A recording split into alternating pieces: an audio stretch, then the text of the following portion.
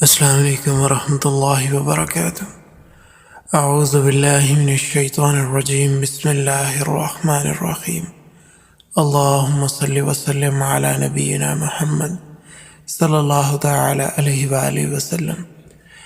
عزیزان من، آج ہم سورۃ البقرہ کی آیت نمبر 87 تا 90 پڑھیں گے۔ اس سے پہلے گزشتہ سبق کے اندر ہم نے بنی اسرائیلیوں کے جرائم، ان کی نافرمانیوں کا ذکر پڑھا تھا۔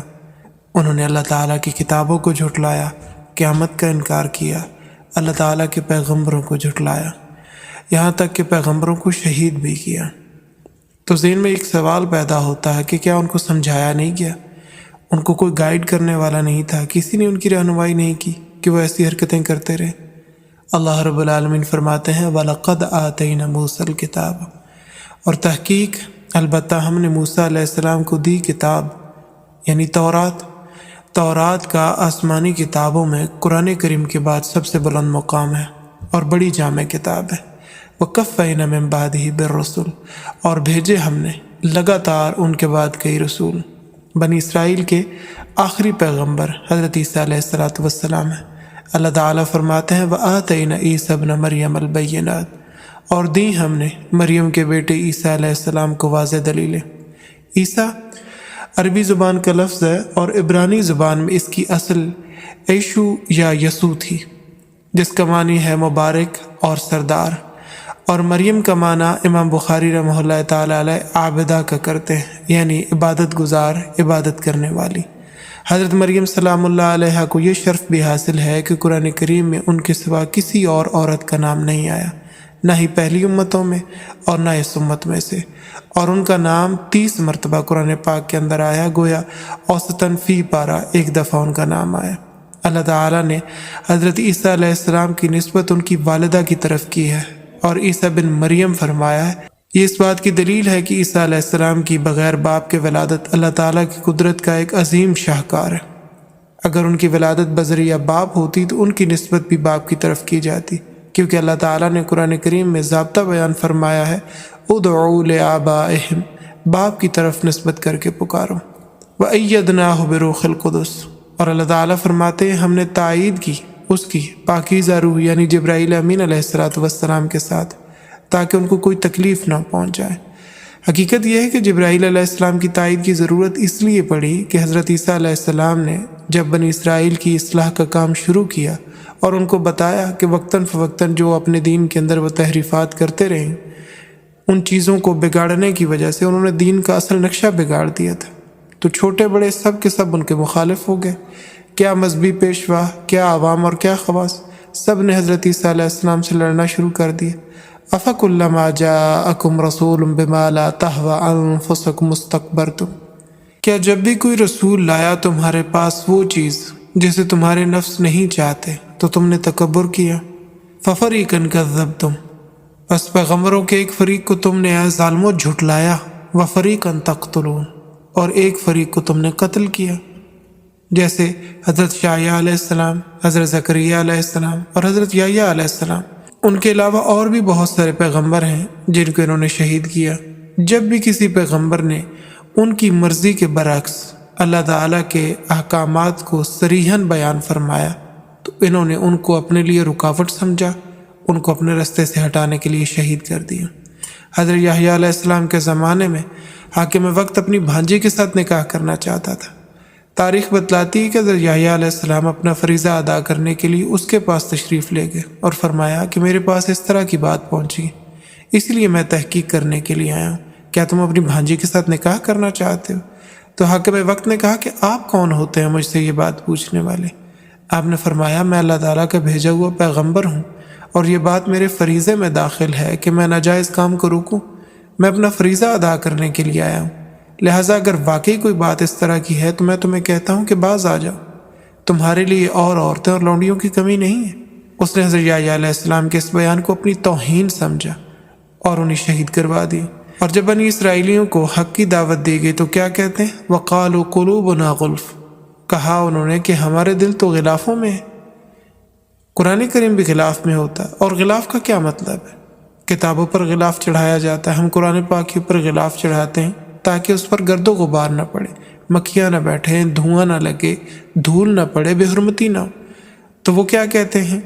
ہمارے دلوں میں اللہ تعالیٰ کی معرفت ہے، علم ہے اور بڑی پاکیزہ چیزیں، اس لیے ہم نے اپنے دلوں پر غلاف چڑھائے ہوئے تاکہ تمہاری گرد و غبار اور دھوئیں کی مانند باتیں ہمارے دلوں تک نہ پہنچیں۔ یہ وہ بدبخت پیغمبر کو کہہ رہے ہیں کہ تمہاری باتیں گرد و غبار جیسی ہیں، دھوئیں کے جیسی ہیں، اور ہمارے دلوں تک نہ پہنچے، اس لیے ہم نے دلوں پر غلاف چڑھا رکھے۔ جبکہ اللہ تعالیٰ فرماتے ہیں بل لعنہم اللہ بکفرہم، یہ بات نہیں ہے کہ ان کے دل بڑے صاف ہیں اور ان کے عقیدے نظریات درست ہیں اور تمہاری باتیں گرد و غبار والی۔ اپنے پیغمبر کو اللہ تعالیٰ فرما رہے ہیں کہ ایسا نہیں ہے کہ ان کے دل بڑے صاف اور ان کے عقیدے اور نظریات درست ہیں، اور جس طرح وہ آپ کو کہہ رہے ہیں تو اس طرح آپ کی باتیں گرد و غبار والی ہیں، بلکہ اللہ تعالیٰ نے ان پر لعنت فرمائی اور ان کے کفر کی وجہ سے۔ فَقَلِيلًا مَا يُؤْمِنُونَ، بس بہت تھوڑے سے تھے ان میں سے جو ایمان لاتے۔ باوجود اس کے تقریباً سارے ہی یہودی حضرت صلی اللہ تعالیٰ علیہ وآلہ وسلم کو جانتے تھے کہ یہ واقعی سچے پیغمبر ہیں، اور بار بار ہم اس چیز کو پڑھتے آ رہے ہیں یعرفونہ کما یعرفون ابناءہم، وہ اس طرح سے نبی علیہ الصلوۃ والسلام کو پہچانتے تھے جس طرح اپنے بیٹوں کو پہچانتے تھے۔ یعنی اپنی اولاد اگر ہزاروں کے مجمع میں بھی کھڑی ہو تو بندے کو مغالطہ نہیں ہوتا۔ گزشتہ کتب کے اندر اور ان کے آباء و اجداد کی طرف سے ان کو اس طرح سے واضح نشانیاں آپ علیہ الصلوۃ والسلام کی بتائی جا چکی تھیں کہ ان کو بالکل کوئی مغالطہ نہیں ہوتا تھا۔ وہ واضح پہچان چکے تھے کہ یہ پیغمبر اللہ کے بھیجے ہوئے سچے پیغمبر ہیں۔ حضرت عبداللہ بن سلام رضی اللہ تعالیٰ عنہ جب مسلمان ہوئے تو بڑا عجیب واقعہ رونما ہوا۔ بخاری شریف میں ہے کہ جب وہ کلمہ پڑھ کر بیٹھے تو دیکھا کہ ایک اور یہودی بھی آ رہا ہے، تو پردے کی اوٹ میں ہو گئے اور حضرت صلی اللہ تعالیٰ علیہ وآلہ وسلم سے درخواست کی، یا رسول اللہ، یہ جو آ رہا ہے نا، پہلے آپ نے اس سے میرے متعلق پوچھنا ہے کہ میں کون ہوں اور کیسا ہوں، پھر اس کو آپ نے اسلام کی دعوت دینی ہے۔ چنانچہ جب وہ آ گیا تو آپ علیہ الصلوۃ والسلام نے فرمایا کیف فیکم ابن السلام، عبداللہ بن سلام تم میں کیسا آدمی ہے؟ تو وہ کہنے لگا خیرنا وابن خیرنا، ہم میں سے بہتر ہے اور بہتر کا بیٹا ہے، یعنی وہ بھی بہت اچھا ہے اور اس کا باپ بھی بہت اچھا ہے۔ اعلمنا وابن اعلمنا، سب سے بڑا عالم ہے اور سب سے بڑے عالم کا بیٹا ہے۔ سیدنا وابن سیدنا، ہمارا سردار ہے اور ہمارے سردار کا بیٹا ہے۔ یہ بات سن کر آپ علیہ الصلوۃ والسلام نے فرمایا کہ اگر وہ اسلام قبول کر لے تو تمہارا کیا رویہ ہوگا، تم کیا کرو گے؟ کہنے لگا اعاذہ اللہ من الاسلام، اللہ تعالیٰ اسے اسلام سے پناہ میں رکھے۔ یہ باتیں ہو رہی تھیں کہ عبداللہ بن سلام رضی اللہ تعالیٰ عنہ پردے سے باہر آ گئے اور ڈٹ کر کہا اشہد ان لا الہ الا اللہ وحدہ لا شریک لہ واشہد ان محمدًا عبدہ ورسولہ۔ وہ یہودی جنہوں نے ان کی اتنی تعریف کی تھی کہنے لگا شرنا وابن شرنا، ہم میں سے بڑا شریر ہے اور بڑے شریر کا بیٹا۔ اب اندازہ لگائیں، وہی آدمی، وہی زبان، وہی محفل، وہی لوگ، وہی مقام، وہی جگہ، اور کس طرح وہ بدل گیا۔ تب کیا کہہ رہا تھا اور اب کیا کہنے لگا۔ ضد کا کوئی علاج نہیں، وہ جانتے بھی تھے، پہچانتے بھی تھے، مگر ایمان نہیں لائے، سوائے عبداللہ بن سلام رضی اللہ تعالیٰ عنہ کے، اور ان کے علاوہ 5-7 اور یہودی تھے جن کو اللہ تعالیٰ نے توفیق دی اور وہ ایمان لائے۔ وَلَمَّا جَاءَهُمْ كِتَابٌ مِّنْ عِندِ اللَّهِ، اور جب آئی ان کے پاس کتاب اللہ تعالیٰ کی طرف سے، یعنی قرآن کریم، مصدقا لما معہم، تصدیق کرنے والی ان کتابوں کی جو ان کے پاس ہیں، یعنی تورات، زبور، انجیل، جو اس سے پہلے بنی اسرائیلیوں کے درمیان اتر چکی تھی اللہ تعالیٰ کے اذن سے، ان کتابوں کی تصدیق کرنے والی ہے قرآن پاک۔ تو قرآن کریم کو نہ ماننے سے ان کتابوں کا بھی انکار ثابت ہوتا ہے جن کا یہ مصدق ہے۔ ہاں اگر قرآن کریم ان کتابوں کے خلاف ہوتا تو پھر وہ کہہ سکتے تھے کہ ہماری کتابوں میں کچھ اور قرآن کریم کے اندر کچھ اور ہے، لہٰذا ہم اس وجہ سے نہیں مانتے، مگر یہ تو ان کا مصدق ہے۔ وَكَانُوا مِن قَبْلُ، اور تھے وہ اس سے پہلے يَسْتَفْتِحُونَ عَلَى الَّذِينَ كَفَرُوا، فتح کے لیے توسل حاصل کرتے تھے ان لوگوں کے خلاف جو کافر ہیں۔ اس آیت کریمہ کی 2 تفسیریں تمام تفسیروں میں نقل کی گئی ہیں۔ ایک یہ کہ فتح کا معنی کھولنے کے ہیں، تو اس لحاظ سے معنی یہ ہوگا کہ بنی اسرائیلی کفار پر اس بات کو کھولتے تھے، یعنی بیان کرتے تھے کہ آخری پیغمبر آنے والے ہیں۔ اور دوسری تفسیر یہ ہے کہ فتح کا معنی ہے کامیابی۔ تو یہودی حضرت صلی اللہ تعالیٰ علیہ وآلہ وسلم کی آمد سے پہلے جب بھی کافروں کے مقابلے میں اترے تو فتح و کامرانی کے لیے دعا کرتے اور کہتے اے پروردگار، نبی آخر الزمان کے وسیلے سے ہمیں ہمارے دشمنوں پر فتح عطا فرما، اب وسیلہ تو اس کا دیں گے نا جس کو وہ قابل تعظیم سمجھتے ہیں، جس کے ساتھ ان کا کچھ تعظیم کا تعلق ہوگا۔ آپ علیہ الصلاۃ والسلام کی تعظیم کرتے تھے، مگر آپ علیہ الصلاۃ والسلام کے آنے سے پہلے اور آپ علیہ الصلاۃ والسلام کے وسیلے سے اللہ تعالیٰ سے دعائیں بھی مانگتے تھے کہ پروردگار اپنے اس آخری پیغمبر کے وسیلے سے جس کو تو نازل کرنے والا ہے عنقریب، ان کی برکت سے ہمیں ان کفار کے مد مقابل کامیابی و کامرانی عطا فرما۔ فلما جاءہم، پس جب آ گئی ان کے پاس ما عرفوا، وہ ذات جس کو انہوں نے پہچان لیا تھا، کفروا بھی، تو اس کا انکار کر گئے۔ فلعنت اللہ علی الکافرین، بس اللہ تعالیٰ کی لعنت ہے کافروں پر۔ سمجھیے ذرا اس بات کو کہ جب تک نبی علیہ الصلاۃ والسلام مبعوث نہیں ہوئے اس وقت تک تو آپ علیہ الصلاۃ والسلام کے تشریف لانے کا ان کو یقین بھی تھا، اور آپ علیہ الصلاۃ والسلام کے توسل سے اللہ تعالیٰ سے کفار کے مد مقابل دعائیں بھی کرتے تھے، مگر جیسے ہی آپ علیہ الصلاۃ والسلام کا ظہور ہوا تو انہوں نے انکار کر دیا۔